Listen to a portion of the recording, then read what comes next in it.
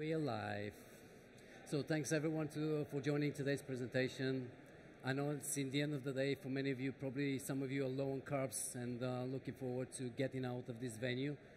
And you probably have enough information today and enough data points and good experiences to go back to your cubicle or your home office or your remote co-working space somewhere in the Caribbean and take this knowledge to practice.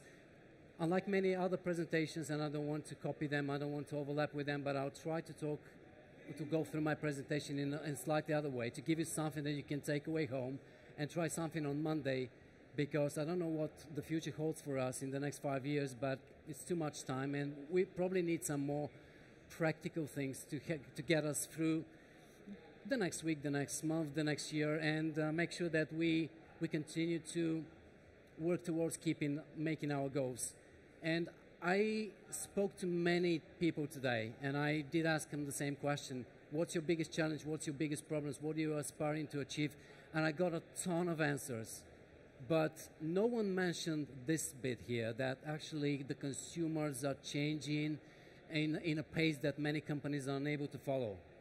So marketers spoke about time to market, about proving ROI, about growing, about utilizing technology, about inefficient experiences, but very few people mentioned that they have challenges addressing the needs of the customers.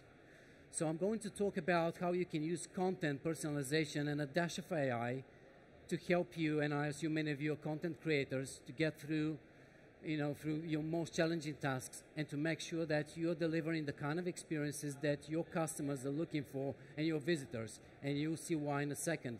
Because we are now living in the era of the omnipresent customer, where folks like me and many of you are connected. They expect more. They expect more than you and then the brand you represent than ever before. And unfortunately, they are quick to switch. And you see a data point in a moment that is the moment I read it in an Accenture report a couple of months ago. It got me really thinking. And if you're not convinced, this is what Gartner says. And you will probably recognize many of yourselves in this. You want your interaction efficient, effective, and on your terms. If you're not happy with the experience you're getting from this session, from this conference, from the brands you're interacting with, chances are that you will go somewhere else next time. And for you as marketers, as content creators, you want to avoid this kind of stuff. You want to make sure that you're well prepared and you have prepared the rest of your teams across the organization to be as effective as possible so they can address the needs and anticipate the needs of the customers, and they can address their concerns as easily as possible, as efficiently as possible.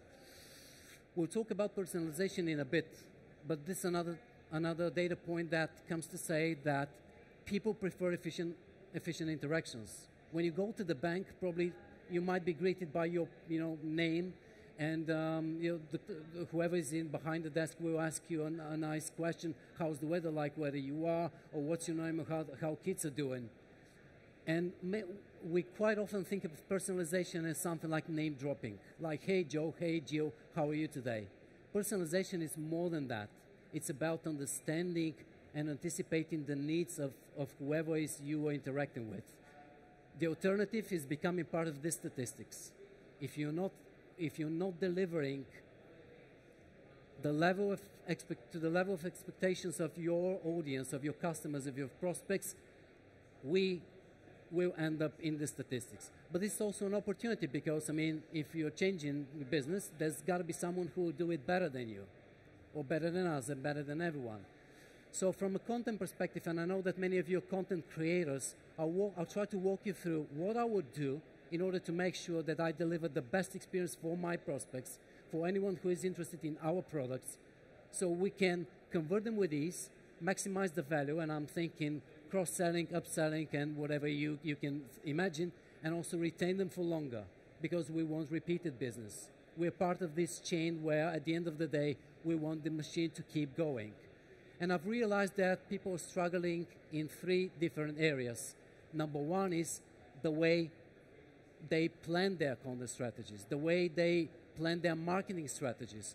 And for those who are bookworms among you, you probably recognize The Golden Circle by Simon Sinek, Start with Why. And for me personally, it's been a life-changing experience to adopt this strategy and to try to apply it in my day-to-day job. Because I used to be the kind of guy who would wake up on every Monday morning and say, I'm going to write a blog post, and I'm going to tell my story, and I'm going to cover quite some good stuff to whoever is going to read it, only to realize that it didn't have a purpose.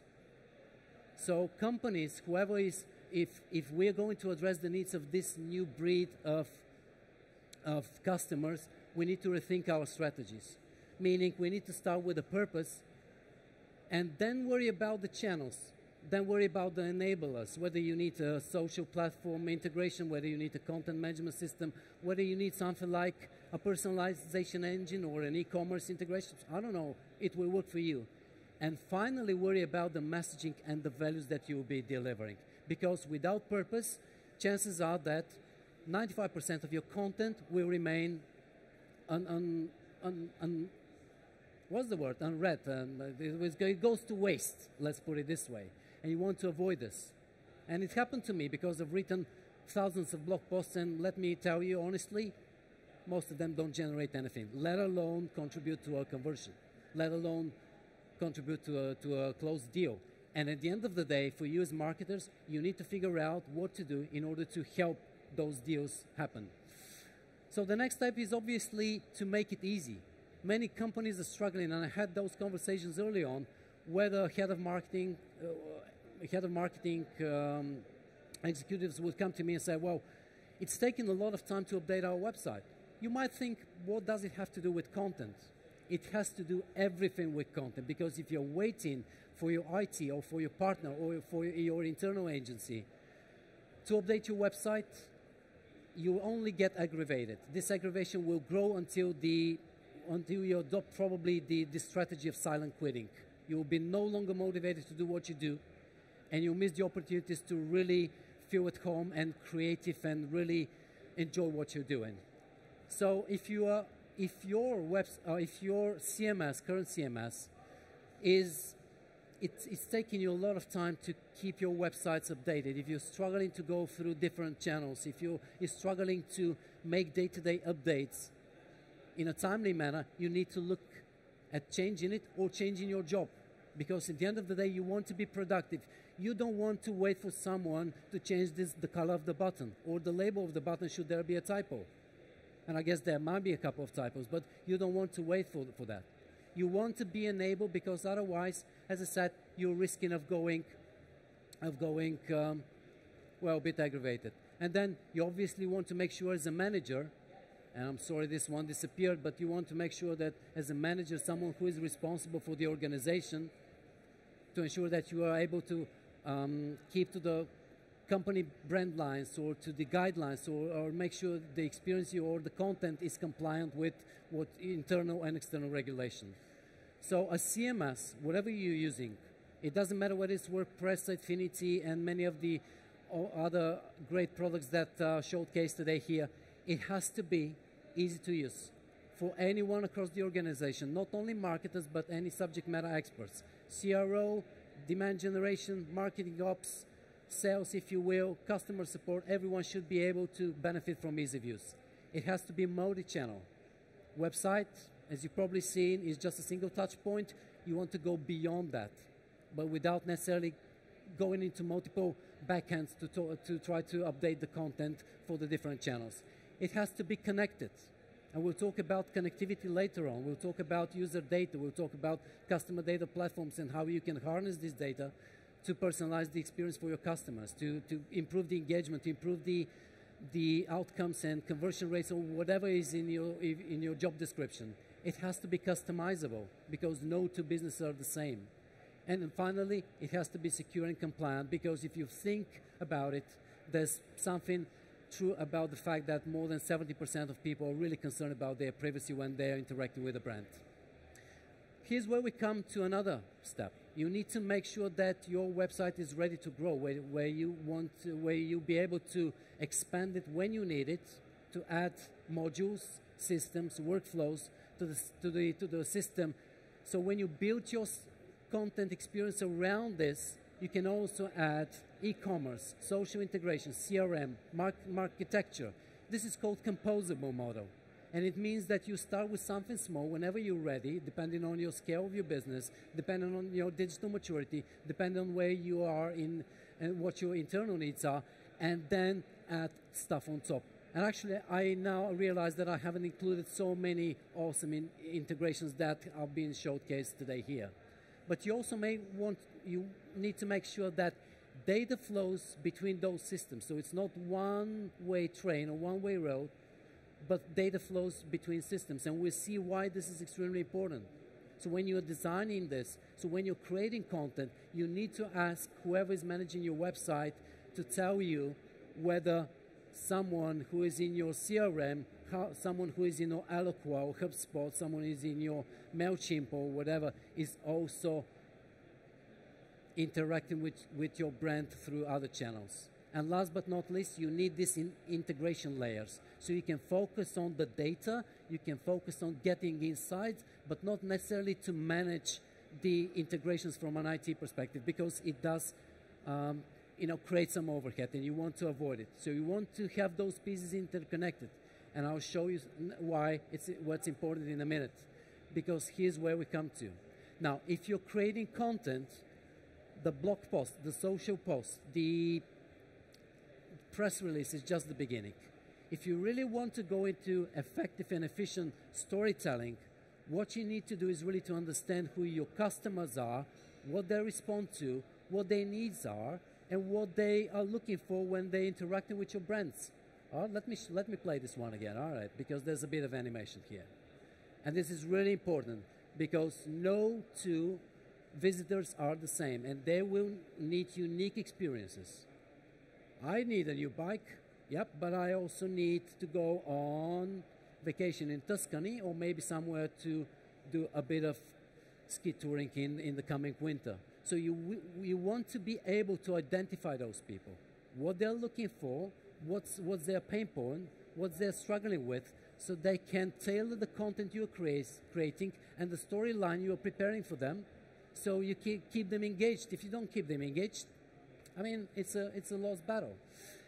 And then you're going to use this data to identify the new visitors, to offer them one type of journey, one type of storytelling, one type of experience from the high-value customers that you want high touch, and you want to make sure that they are catered for and really pampered. And then the deal seekers who might be interested in offers that they cannot ignore. And by connecting all those systems that I showed you earlier, you enable your organization, you enable yourselves as marketers to tell them a story they cannot ignore. And this is your ultimate goal. Because whenever we design a journey, and I don't know how many of you have taken part in designing a journey when they work with the marketing to define a strategy, there will be touch points that we can influence. Things like when the sales guys are going to talk to someone, or maybe when you're going to send them an email, or maybe push an advert on Facebook or PPC on Google, whatever the channels you choose. But you cannot control how visitors interact with you, because it's on their term. They will decide when they're going to click on that link or fill that form, or maybe talk to someone within your organization. So you need to be aware that there will be two types of interactions that you cannot plan. So now that you've designed this journey, and I've been through this exercise many times, and I've kind of envisioned this bit here, hoping that everything will be clear and easy to see, then I can zoom in or zone in, until I realize that sometimes it's like this. And I've been in so many times in the same position, asking our BI team, yes, I'm part of a software company, to get me some data, until I realize that I actually already have the data, and I can dig this data myself. So here's where what we call a CDP, or Customer Data Platform, comes to play. Now, this is a fairly busy slide. I don't understand it, or at least until recently I didn't understand it, but the idea is you take whatever data is available from everywhere, including this event, then you put it into the system, And when we see someone interacting with our website, we know that this event can contributed to whatever goal we have for this event. And this is what you can do. You collect the data, you unify customer information in your system, and then you use this information or to activate the audience or to activate marketing channels, giving you insight-driven marketing that everyone is talking about, but no one seems to know how to do it, and which is weird because the technology is there. The first step you want to do, and actually I'm going to go into the first step in a second, but benefits, obviously, you can identify new opportunities, segments that you haven't thought about, channels that you haven't thought about. You'll be able to maximize the value of existing customers, meaning identify products that you want to cross-sell, and obviously find those customers who are just about to leave this room here, this venue, your business, and switch a brand. This can be done, and the only thing you need to do, and here's another reference to another book by James Clear called Atomic Habits. You need to start small, and then keep stacking things up. So when you identify a journey, you like someone who has spent a lot of money, someone who goes on social and is your biggest fan. You want to trace back their journey, how they came to your website. Did they come from Facebook? Did they come from Google? Did they come from a community somewhere? And you tracing back this journey is a gateway for you to identify other opportunities. You realize there's specific pages that many people are actually using. You want to have a look at those pages. You want to assess the content, because content is not always only writing blog posts. It's every interaction across the customer journey for your prospects and customers. Then you want to see whether there's other people. And ignore the interface. Any system that can give you this interface, you should use, regardless of whether it's called Sitefinity or something else. But you need to have a look at the personas. Does it make sense? I mean, now that you've defined those personas, do you think that they actually visit and map to the content you've created? You need to make sure that you can dig down into the conversions, how those personas are looking at your content of the experience, how they're consuming, whether they're converting, whether they are consuming content, if the content is actually contributing or harming your experience. And then you want to do things like AI-driven segment discovery. Why? Because sometimes you don't know anything about your customers, but you realize that there are topics on your website across the entire journey that people seem to like. So by identifying those topics and letting AI do the hard work for you, you can then take this information and build campaigns, whether it's social, whether it's Facebook, whether it's email campaigns, anything that can help you, sharpen your messaging or improving your segmentation. Some animations, obviously, yep. And then there's the segmentation, again, what you can do with it. Collecting those contexts, understanding where they came from, what they're doing with it, can help you really improve the engagement and maximize those campaigns that you're doing. I hate it when I see a campaign not performing, and then I realize that I need to go back and I understand, whom did we send it to? What was the expected outcome? Why did we ever do it? Because your email database will get fatigued. There you start to get unsubscribes, bounce backs, and you want to avoid it. And the only way, or one of the ways, is obviously to tell them a great story, but also to make sure that you know whom you're saying to. And again, touch points, conversions. You need to understand that a conversion doesn't end with someone clicking on a banner and filling a form. In fact, conversions have an impact, long-term impact on the entire sales funnel, whether it's Amazon or whether it's something that has a sales cycle of about, say, 90 days or 6 months. So you want to be able to go to account level to really understand where people are coming, where they're going, and what they are reading, and everything in between. It's the only way you can tell a compelling story. Conversion uplift. How many of you are into advertising? Probably many of you. So how do you know whether, for example, a campaign is helping conversions compared to the base or the organic conversions or some other channel versus what your efforts, what you compared to your efforts. So you also need to know that. Actually, and last but not least, you need to have overview of what's going on across your conversion funnel, because a funnel, we'll go there in a bit, but that's another screen of Uplift by touch points where you also want to track everything. But in the end of the day, you also need to understand that a journey is fairly complex. It's not straightforward, it's not straight, and you need to invest a lot of efforts into building the foundation, which will make it later very, very easy. So that way, you also be able to improve your content strategy, your marketing strategy, the messaging that you're delivering. Because if you are unable to measure the attribution, the uplift, the conversions, all those data points, what you end up with is like, let's write another blog post and hope for the best. And it's not the best way to do it.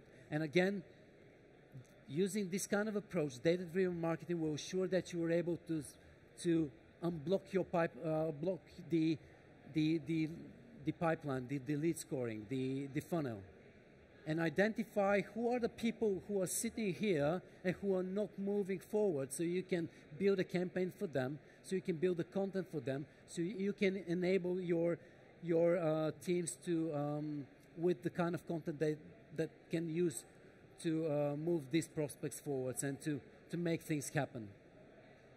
And that's not all. I mean, there's a number of other tools in your toolbox that you need to leverage. A/B testing, personalization, multi-touch attribution, content performance, automation and webhooks. These are important things that you shouldn't ignore, whether you're someone who's dealing with content or building bigger experiences. And last but not least, here are the benefits. Take a picture, guys, because we are running out of time, and I'm going to advance to giving you just a couple of ideas about personalization. There it is. Now that you have the data, now we get into the fun fact. Here's how we do it. You find someone who you know, you find some people you don't know, you define how you're going to target them, whether it's personas, whether it's lead scoring, whether it's geo, whether it's anything that you can possibly think of, and just choose a channel of your choice, or maybe where they will be able to respond to, and send your message there. Don't worry about it. You don't have to bring everything on board, every data source or every system. You need to start small, otherwise you will it will be very hard for you to achieve whatever you were trying to achieve. This is a very simple, again, example of how you personalize stuff with our particular CMS, but it shouldn't be any harder in other competitive offers and products out there. Now, don't overdo it. Don't go risking the privacy. Don't go overboard with personalization, because you will regret it and people will respond negatively. And for the sake of technology, please start using AI. There are many reasons, just a few. It can save you a lot of time, number one. It can open the world and unblock, the creative writer's block. But Gartner says some good data points there, and there's a reason why, because there's the benefit.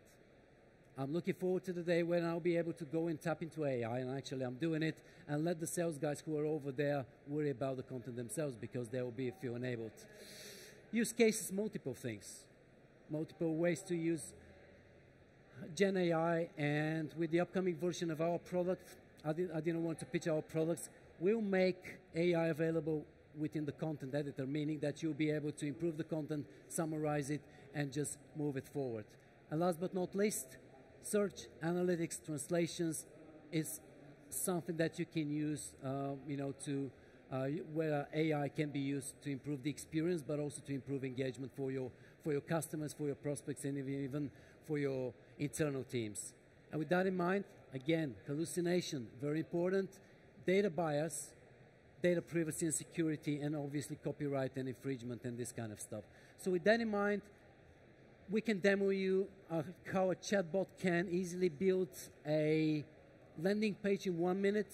Swing by booth 42, I think we are at, and I'll show you how you can build a landing page in 1 minute. It normally takes me to build a campaign page in 15 minutes to tweak the content, to configure the forms. It takes a developer to build a page in about 1 hour. With our chatbot, you can build it in 1 minute or less, and you can add personalization and make it really engaging. So with that in mind, that's the page I can demo.